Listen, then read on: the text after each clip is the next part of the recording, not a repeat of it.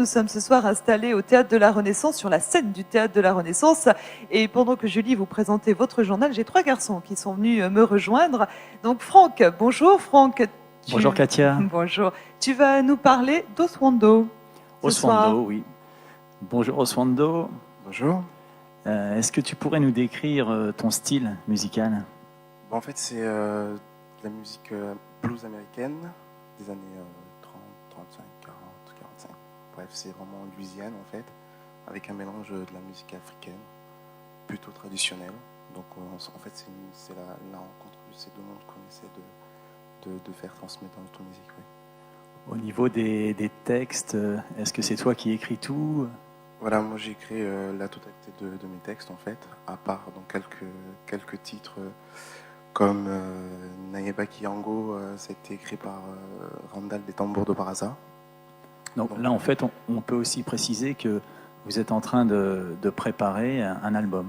Voilà, on est en train de finaliser un album, oui, tout à fait, qui s'appelle Ocre et Lumière, dont le titre a été écrit par Jean-Pierre Gac, un peintre, un artiste peintre.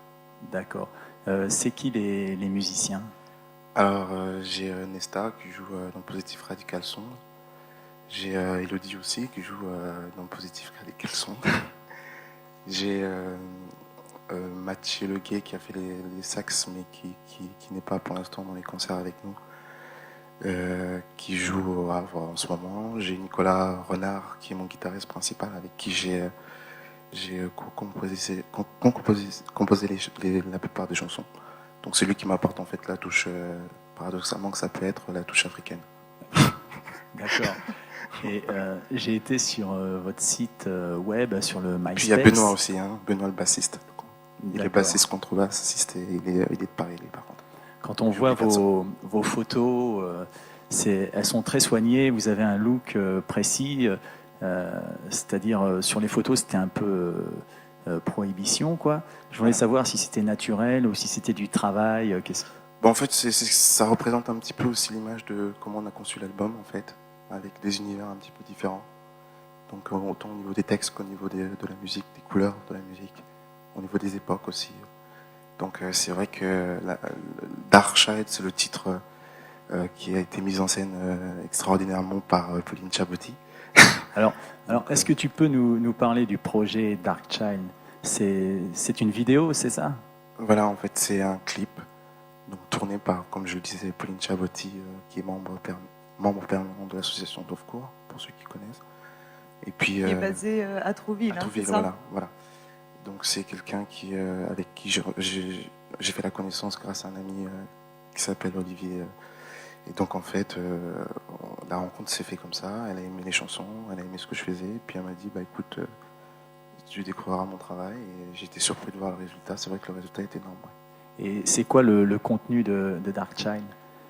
Le contenu, en fait, ça raconte en fait l'histoire en fait précise pendant la Prohibition. Vous savez, l'époque Al Capone, tout ça, voilà.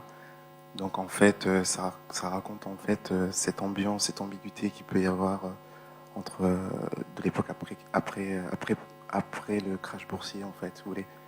Donc où tout est tenu un peu par la mafia, tout ça, etc. Donc on a une jeune femme qui travaille dans ces lieux qui est fréquentée exceptionnellement par des personnes un petit peu macro, si je peux dire. Et si je peux me permettre, il me semble qu'on a peut-être envie d'aller écouter Oswando qui va se mettre en place avec ses musiciens. Franck, si tu es d'accord. Tout à fait. Voilà. Katia, juste des choses à préciser, c'est qu'à Citizen, on a visionné le clip Darkchild d'Oswando et qui va être diffusé dans les programmes. Super, parfait. En attendant la diffusion du clip, Franck, on va laisser Oswando s'installer tranquillement et nous allons passer